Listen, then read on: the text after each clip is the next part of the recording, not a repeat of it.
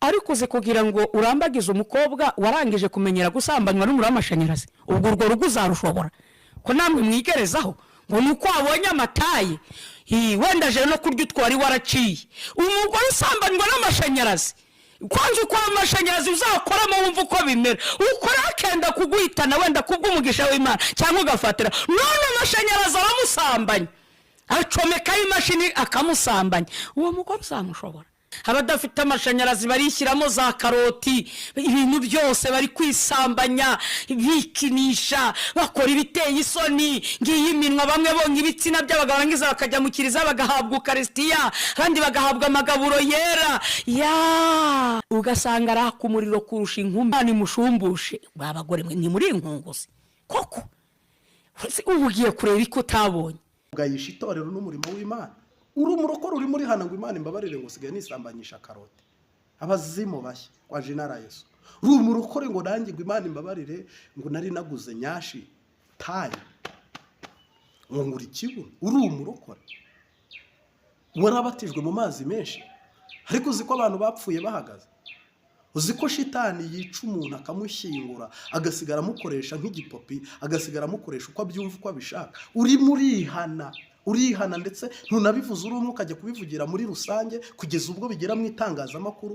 ngo Imana imbabarire ngo nari maze iminsi nkoresha karoti kwa Jinara Yesu Kristo Imana imbabarire ngo nari maze iminsi nisambanyisha ngo umuneke ngo nawo ngo narawukoresheje ukabivuga kugeza ubwo bigera mu majwi y'abantu kugeza ubwo abantu babirekodinga bakabishyira kuri WhatsApp ngo nanjye ubwo suri kwihana ubwo nukwihana cyangwa ahubwo nugusenya abantu nugusambura umurimo ni shitani yagukoresheje mwabarukore mwe n'abadayimoni bari kubakoresha umuntu araza atari no kuri kamera ngo nagiye mu materaniro ngo Imana imbabarire ngo nanjye nyine ngo irari ryaranyishe ngufata karoti ngo ndisambanya abazimu bashye kwa Jinara Yesu Kristo toka shitani undi nawe ngo nanjye ngo naguze imashine ngo nyine ngo barabuze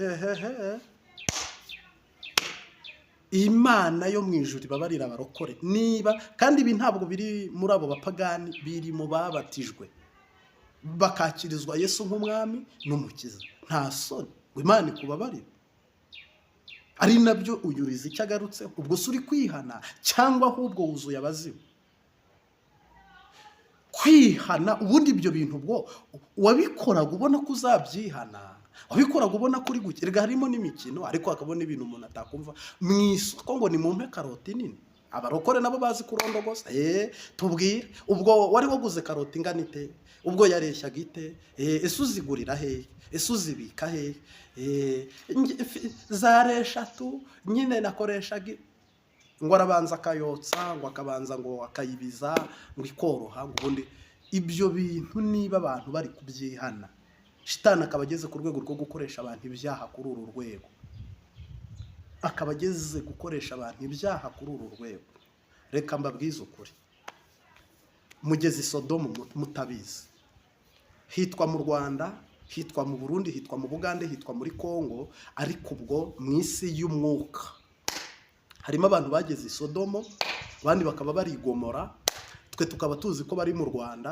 tukaba tuzi ko bari mu Burundi tukaba tuzi ko bari mu Bugande ariko abantu bakaba barageze Sodomo ni Gomora rwose mukaba mutegereje umujinya n'uburakare bw'Imana mwinjiye mu byaha bitababarirwa mwinjiye mu byaha bitababarirwa Bibiliya ivuga ngo ibi byaha iyo igihugu gitangiye kugira abantu babikora kiba kiri kwinjira mu ivume cyangwa mu muvumo muba murimo murakurura kaga muba murimo murakwega akarambaraye mbaya ka Murundi cyambo cya Murundi ibintu bigeze habi ntugusara ntukuvangirwa ni ijambo ry'Imana ritoya ritabafashe n'ubuyobe n'ubujiji nukutiga n'ababyeyi babahaye uburere bukeya eske nirari koko ese n'umubiri mwambaye ese mwambaye menya atari umubiri ahubwo bishoboka ko baba ari n'abadayimoni twe turi kubona abantu bambaye amasura abantu bari gusenga ngo bari gusenga ahubwo yenda ari amashusho ya shitani abantu bari guha ari amadayimoni yambaye amashusho y'abantu, noneho akajya kwihana ibyaha nk'ibi by'indengakamere, noneho twe tubyumva tukagira ngo ni abantu, ahubwo ari amashitani, ari amadayimoni. Muri iki kiganiro tuguhaye ikaze ukore subscribe, like na share, ariko intego yacyo hunga ibintu byabaye bibi. Ngira ngo iyi video uri bugibone, ariko uraza kubona n'izindi zaba buse nabita bene data basigaye bahaguruka bakajya kwihana imirimo shitana bakoresha, ariko y'indengakamere ya yindi nanjye nabuze nuko nabivuga. Gasuku nayigeraho muraza kumva uko ayivuga. Iyi video nayibona cyangwa nayumva cyangwa nazayibona, niwe nabonye uvuga nawe akavuga nk'umusazi, akavuga nk'uwacanganyukiwe, akavuga nk'utagira igihugu, nk'utagira ababyeyi, nk'utagira umuco, nk'utagira idini. Cyangwa na wa mugore witwa Mukankiko nawe numvise avuga nk'uwa kubiswe inkoni na shitani, azimuhonda mu mutwe, azimuhonda no mu maraso. Noneho Mukankiko rero numvise nawe avuga ibintu bimeze nk'iby'abadayimoni. Uyu munsi wa none, uyu muriro muri gukurura, aka kaga muri guhamagara, Imana izakabaha mu kajyari kabisi. Ugwishigisha yararusoma, hagarara ubone, uzatinya ibyo watinyaga bikugezeho. Ngaha hone uzatinya ibyo watinyaga bikugezeho, s'il vous plaît, uzatinya ibyo watinyaga bikugezeho, kuko uri gukina n'umuriro, uri gukina n'urupfu, uri gukina na shitani, uri gukwega inzoka mu buzima bwawe kandi utazirukana.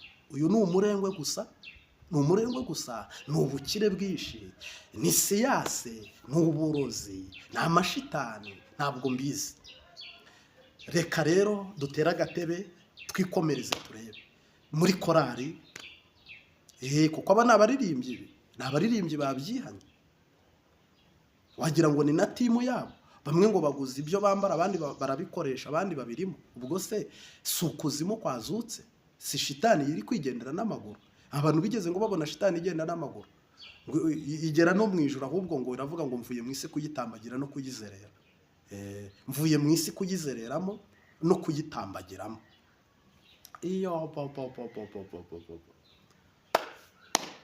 Isigwishije ishyano, isigeze kure, isigeze mu badayimoni.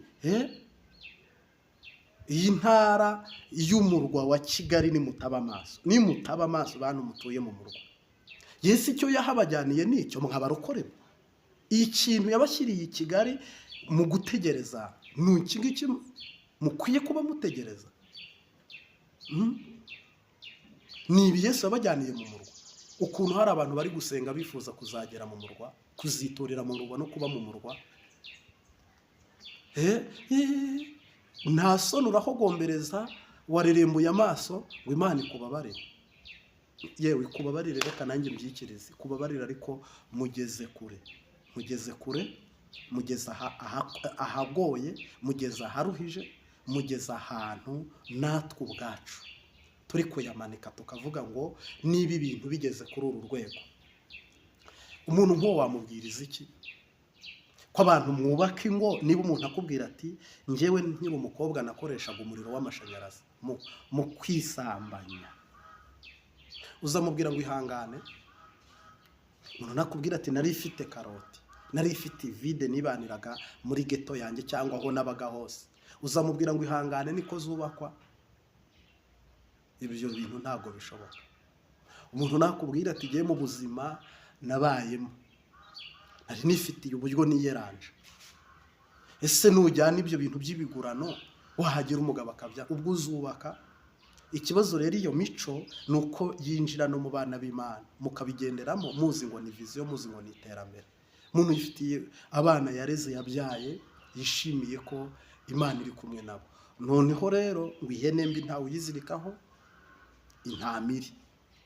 Hakaba imico yitwa gukopera, kuko abanyarwanda ntabwo bari bazi pocket, ntabwo bari bazi bibi, ariko nibyo barahura ku mbuga nkoranyambaga, mu mafilime, ahantu hatandukanye. Shitani ahanyuza ubutumwa bwe. Hari abantu rero bazi gukopera bagahita babutwara. Babona umuntu wambaye pocket, ubirebye kuri televiziyo, ikaba ari message baguhaye, ugahita uyicakira, uticakira.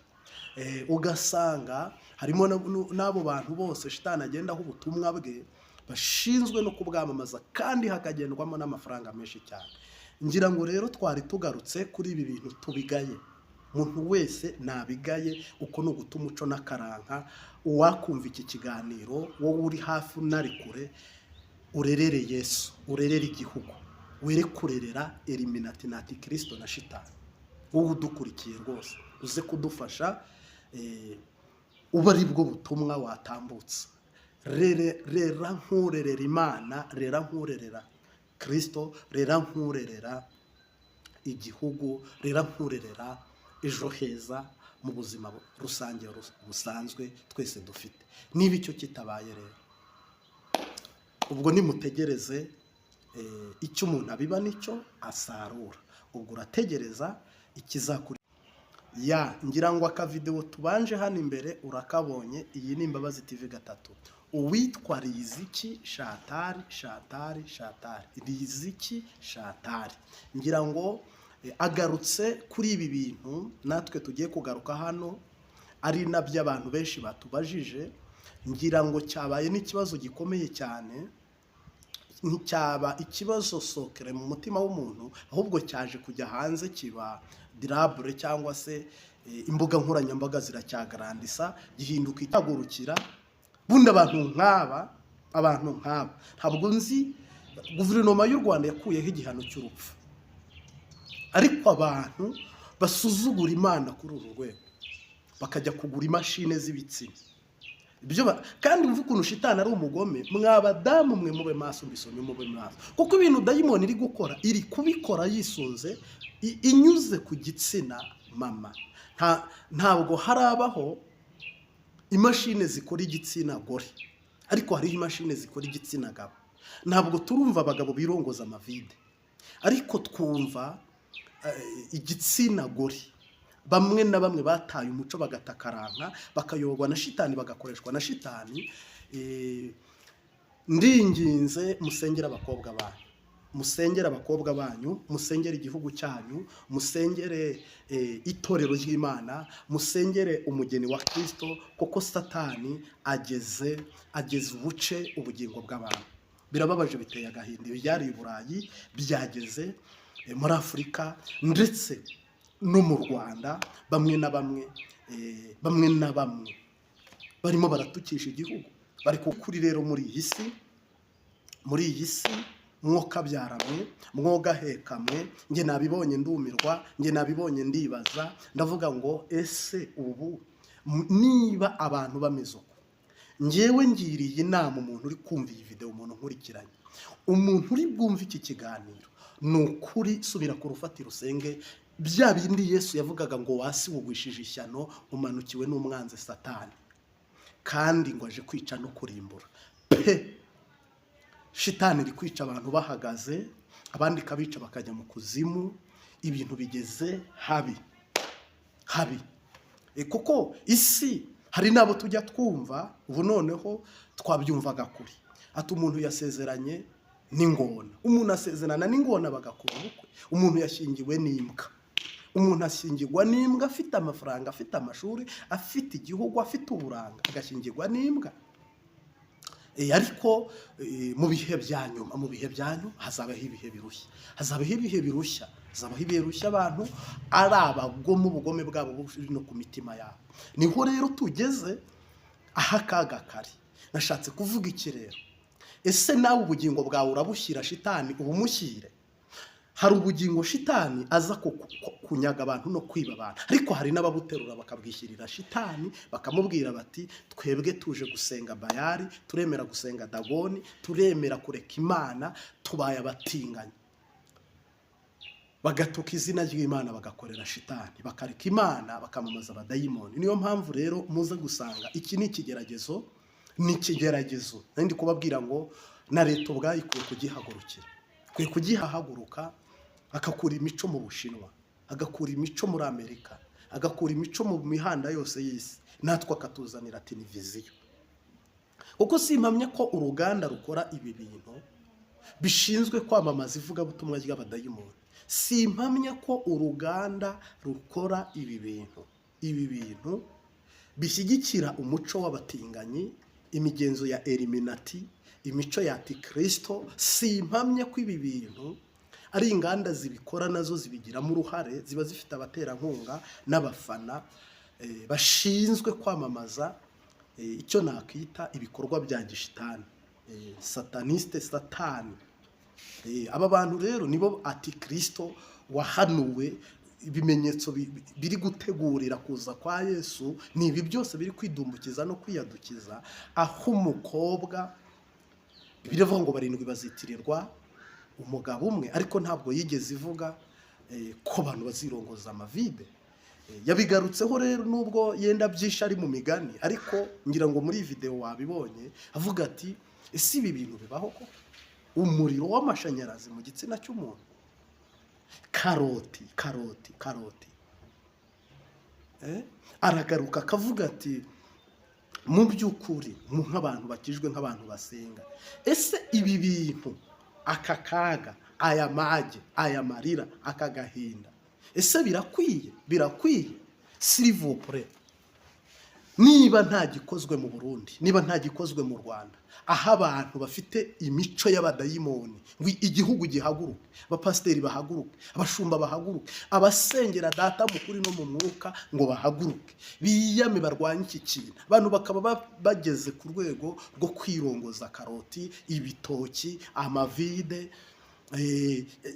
imashine, abantu bagacuruza ibibuno, abandi bagacuruza za nyashi, ibintu nk'ibyo. Ugasanga babihaye intebe, babihaye umwanya, babihaye ikibanza. Niba nta kintu leta ishobora kubikoraho ngo ifashe imico n'akaranka ka bene gihugu cyangwa se gakondo, hakabaho dayimoni nk'iyi kuri kugenda ibyiga ishaka kwinjira, ari ibyo uyu muvandimwe muri video wagarutseho avuga ati ibi bintu tugeze mu isi ya shitani, tugeze mu kuzimu, ntabwo tukiri mu isi, cyane ko we n'umukobwa ntaranashaka. Ariko ari kuvuga ngo ese n'ubukunguzi, n'ugusura nabi, ubundi inkunguzi ni inkunguzi. Mwabagore mwe ngo ni muri inkunguzi, cyangwa se abakobwa si inkunguzi? Niba Imana yararemye abagabo ikarema abakobwa, ibyo bintu ntibibanyure, ibyo bintu ntimunyure mu nzira zabyo mukavuga ati ibi ntabwo tubyemera. Uko Imana yakuremye ntunyurwe, icyo Imana yaguhaye ntunyurwe, ubushobozi Imana yaguhaye ntubwemere. Ese na Yesu Kristo nta bufasha yaguha? Ubu amasengesho yose arananiranye, umuntu ageze igihe, umuntu ari mu gihe ashobora guhagarara neza, akabura agakiza, akabura kwizera, akabura gukorera Imana mu masengesho, irari rikakunanira ugaterura karoti kwa muganga, bikananirana ugaterura karoti, n'ugusara, n'ugupfa uhagaze, n'ukurumba, ni se kibi wabahagurukiye. Ntabwo nzi ikibazo rero kiri muri iyi duniya, ariko Imana yo mu ijuru itabara, kuko ibintu bigeze aho umwana arira nyina ntiyumve, kuko aka ni agahinda, aka ni akamaramaza. Babyeyi mwabyaye, bantu mutwita bari gushaka, bari kuvuka, isi igeze aho umwana arira nyina ntiyumve. Kuko biratangaje kumva ibi bintu bishyigikiwe, bikagera no mu basenga, bikagera mu baririmba, bikagera mu bavugabutumwa, bikagera mu bahanzi. Koko umuntu akaba umutinganyi mu rusengero, umuntu akaba sinindaya, ubwo sibyo tubyita uburaya. Umuntu akajya mu isoko akabwira ngo ni mumpe imashini y'ukundongo, ni mumpe, akajya mu ibotike akagereka, akaba yatangaje ibiciro. Ngira ngo mwabyumvise, iki ni ikintu kiri public, kitagizwe sokere, aho umuntu akubwira ngo imashini nayiguze ibihumbi binini kandi kabihenze ku mafaranga nk'ariya, we akaba avuga ati nguze umugabo utavuga, utabona, utumva. Ngewe nkanda telekomande gusa, nkakanda telekomande, serivisi nkeneye abadayimoni bakayinkorera banyuze mu mashini. Ni ukuvuga rero ibintu aho bigeze, abantu bari kwiyahura, abantu bahindutse imbaraga za sekibi, umuriro watse, shitani yamanutse, imikorere y'abazimu, ukuzimu kwahagurutse, sekibi ari gukora ku mugaragaro. Abasenga nimusenge, musubire ku rufatiro musenge, abari mu rusengero musenge, abari mu cyumba cy'amasengesho musenge, aburiye ubutayu musenge, abari mu misozi musenge. Ibintu bigeza aho umwana arira nyina ntiyumva, aka ni agahinda, aka ni akaga, aya ni amage. Ibi ni ibibazo bikomeye, kandi tudafitiye n'igisubizo uretse Yesu wenyine watabara. Kuko ibintu bigeze aho umuntu yibaza akavuga ngo none se niba leta yabireba ntifasha abanyarwanda, ntigire ubufasha iha abanyarwanda, n'abapasiteri bikaba byarabananiye, ahubwo bo nk'ubu mwumvise ko papa we yanabisinye, ariko kiliziya zimwe zo muri Afurika zikabirwanya zikabyanga. Papa ati umugabo ku mugabo bashyingiranwe ngo bose ni ikiremwa muntu, umugore ku mugore bashyingiranwe uretse ko arwaye nawe arembye. Ariko nta gahinda, none se wagize ngo ibyo bintu uhiga imbwa bashaka shebuja. Ubu rero muhagarare mureba ko Imana n'abantu, ibyari Sodomo ni Gomora ubu byageze muri Afurika, ubu byageze mu bantu. Ibyo twumvaga muri Bibiliya ubu nibyo byasohoye mu bantu. Ibyo twajyaga twumva badusomera, batwigisha, batubwira, ubu akaga katibutse, akaga kamanutse, ishyano ryaguye, sekibi dayimoni yiviriye ikuzimu n'amashinigande, kuko ibintu bigeze habi. Nimumbwire namwe mwababyeyi mwabari kunkurikira, mu nyumve, tera agatebe hano uri muri comment, ndazi kuri bubirwanya ukavuga otoya ni uburenganzira bwo kwisambanyisha amavide, kwisambanyisha za karoti, ubwo ni uburenganzira. Umuntu wize, umubyeyi akakurihira amafaranga arenze miliyoni 5 ukarangiza ishuri, warangiza ukitesha agaciro kuri urwo rwego. No sibyo nabyo barabihembera, sibyo nabyo bibamo umugisha. Umuntu akakurambara akaguhagararaho, umuntu akabyuka kare akagutwita amezi 9 ari mu nda. Aba babyeyi ntimuri kubatera agahinda, igihugu ntimukibabaza. Niba nyakubahwa perezida wa repubulika ababwira ngo no kwambara mini nibibi, akabaganiriza nk'umubyeyi, akababwira ngo ibintu munywa ni ibiki, ibyo murya ni ibiki, bituma abantu batacyambara, abantu bakabaho mu buzima ari imbohe za shitani. Ibyo bintu bikaba abayobozi bose bakabihagurukira, ariko ntimwumve mugafunga amatwi. Muhagarare Yesu rero azabambike, mwanze gukuramo ngo mumese kamwe, ariko Yesu we azakwigisha uko bambara, kandi uzabimenya kandi uzabyumva. Ngira ngo rero turimo turibaza aba bana b'abakobwa Imana yahaye umugisha, iguha umugisha ntiwasara, iguha umugisha ntiwabikiragi, iguha umugisha ntiwaba impumyi, iguha umugisha uriga ntiwacikiza amashuri, iguha umugisha iguha isura, iguha umugisha urakugaburira saa sita, ikakugaburira mu ijoro, uri mu gihugu cy'amahoro. Ya mahoro Imana ibahaye, inyiturano n'igisubizo muri busubize Imana nuko muyibwira ngo reka turengwe, reka tudamarare, reka natwe dusubirize Imana mu nkoko, twambare mini, mukonda uti, tujye kugura karoti tubyikorere, tujye kugura imashine, tujye kugura ibice bimwe byitiranwa n'iby'umubiri tubyiyomekeho, natwe tugaragara uko tubyifuza. Nta munoza w'isi, cyo uzakora cyose n'ubundi ntuzarenga hariya uri, n'ubundi ntuzahinduka, ahubwo uri kwijugunya mu cyobo, uri muri ishyingura. Ibintu uri guhamagara ntabyuza, abadayimoni uri gukurura ntabuze, satani uri gucirira ntawuzi, kuko ibintu biri ku rwego twe tutagishobora.